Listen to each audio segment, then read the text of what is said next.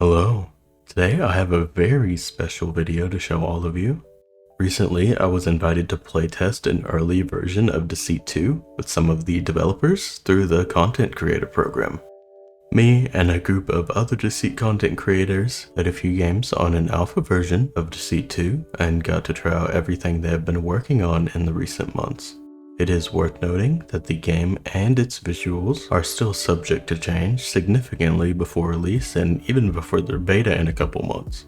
I have also been given special access to alpha gameplay footage that I'm able to show you in this video. So I'll be showing that footage as well as going over what gameplay is like and what I think about the game itself and its future.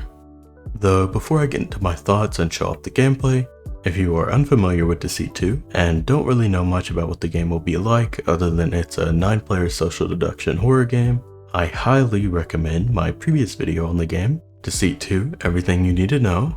It is a very dense video covering just about everything you might have questions about regarding the game, so you can get more familiar before hearing my thoughts on the games I played with the other content creators and devs. But so I don't drag this on too long, let's just get into it. Firstly, I do want to start this off with I'm really liking the game and where it's headed at the moment. I think the developers are making a lot of good choices when it comes to creating meaningful changes for the base game that are familiar but still new and creative. While we only got to play 3 games in our play session, I think I got a decent idea of how the games are going to go and how fun the gameplay loop is going to be. So, entering a game, you get this really cool intro cinematic where you are told your role, how many players are in the game, and what other roles there are in a game. Everyone spawns in together and they can all go do their tasks and offer blood if they're infected. To better find tasks, you can use the second sight ability, which will allow you to see the souls in the tasks through walls. It is a much better quality of life type feature in my opinion than the minimap in Deceit 1. And once there's enough souls collected, you can go to the Peddler's Soul Exchange, where you will eventually have a plethora of items to choose from, like there are here. I don't know if it's my experience in Deceit 1, but I always ended up just buying the pistol first, though it really did not seem like the greatest idea, as there are a lot more helpful items to get at that point. I did end up using some of my available items up on handcuffs and a ball and chain to use on one of the developers, and I may have gotten voted out for that, but I'd say it's worth it. Overall, the camera or other light items and the clipboard seem like the optimal first few choices, given that you're innocent at least, as getting good information early can translate to a vote before it's too late. But I don't blame you if you'd rather pick something fun like the return pad and teleport across the map. While you were running across the map looking for tasks to do and speaking to each other using the proximity chat, it is also very important keeping track of where people are and if anyone's near an active blood altar that wasn't active before. The information from the clipboard and where people were coming from were some of the main ways people were caught in my play session, and I think that's good.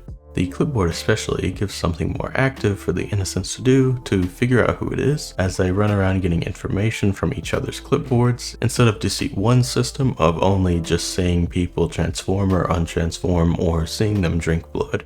That seemingly small change affected the gameplay quite a lot and gave the innocents more of a purpose in what they were trying to actively do. Once you or enough people eventually do think you know who it is, or you might be framing them as infected, use a damaging item like the pistol or your fist and down them to start a voting ritual. Once enough people come to vote, that person will be eliminated. Speaking as someone who is voted out in all the games I played, it isn't a good thing to vote out an innocent player, and you should really think about who you think it is before you cast that vote. If you regularly watch my Deceit 1 gameplay, I rarely vote without knowing 100% who it is, as I hate throwing games to the team, and I'm praying the players in Deceit 2 will have the same thought process. Probably not though. Getting into the night or the in-between dimension, it was fairly different from Deceit 1, and I like it for the most part. As an innocent, you just go around trying to survive, and you can also do tasks, but that may leave you exposed and vulnerable to the terrors roaming the map. There was a point where I was working on a task, and because I was taking too long, a terror eventually managed to sneak up on me, so it's kind of a high risk, high reward type thing. Mostly, you are meant to just run and stay out of sight from the terrors, and if it becomes necessary, using the light items on them to slow them down, so you can get away.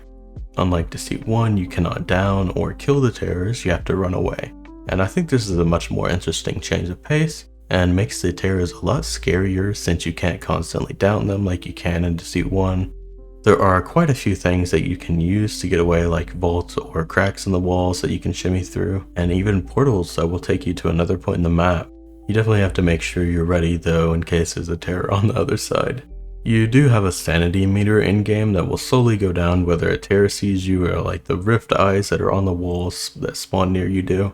Those are kind of like an anti-camping measure and are meant to keep you moving and not staying together, since I believe low sanity makes it so that you can't move around as fast anymore, which is imperative for getting away from the terrors. The only real problem I had with the gameplay of the in-between was that the eyes were not very effective at this goal, and most of the night people just stuck in groups of 2 or 3, and that can make it very hard for the infected since people keep getting hard cleared if they know people transform near them and they're with someone the entire night. Now I do have faith in the devs making changes to this, as I'm certain they don't really want that happening all the time in their games, and of course it's going to have some balancing issues. It again is a very early version of the game still. As the infected in the night, you have the simple objective of sacrificing an innocent. The night period will continue until someone is sacrificed, so it is good for the infected to do that sooner or later, so that the innocents don't get too close by escaping by doing tasks.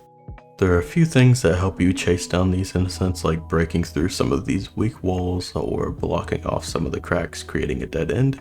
The terror also has to make sure to transform at a good time to not get caught.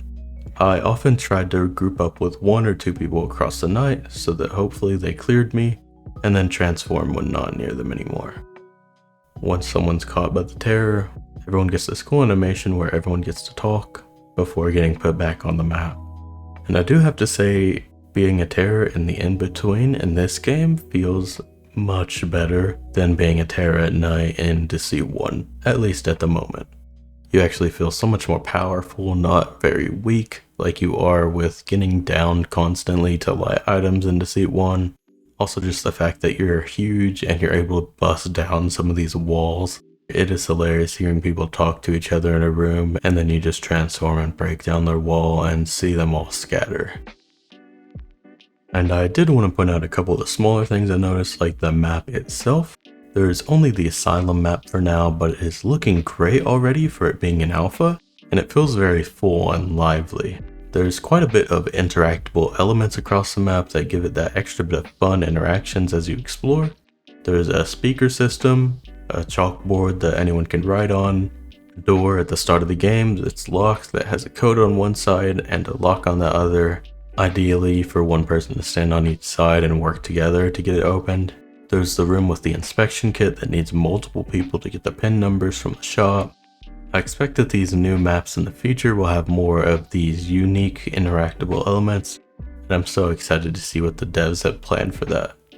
I'm also quite interested in seeing what new items and roles and terrors with new abilities they'll be releasing in the future. There's already a medic role in the game where you're able to save one person if you pick them before the in-between before they're executed, and there is so much more they can explore in the future with things like that. I would personally love an executioner type role where they win when a certain innocent gets voted out, or a jester that wins when they get voted out. It could be something like an abandoned carnival map like a lot of people wanted for Deceit 1, or a terror that can do something crazy like take over someone's body like a parasite. The way the devs have gone about making the game very sandbox-like means they can do so much in making more fun and creative additions, and I'm again so ready for what they do with that. Overall, playing in this early build of the game was so much fun. I was very surprised to not have much to say about problems with the game. I think the fact that when the only problem I had for the gameplay itself came from how people were playing, and the fact that this is an alpha and they can easily add something to balance that, says something about how well the devs had done in the creation of this game. I'm extremely excited for this game's beta test this June and its launch later this year, as well as very thankful to the devs for the opportunity to do this video and play the alpha with the others through the content creator program, which is currently in development. It's invite only at the moment, and I'll be continuing to cover Deceit 2's growth in these upcoming months. So if you enjoyed this video, I recommend subscribing so that you can keep up to date on the game. Anyways, thank you all so much for watching, I really appreciate it.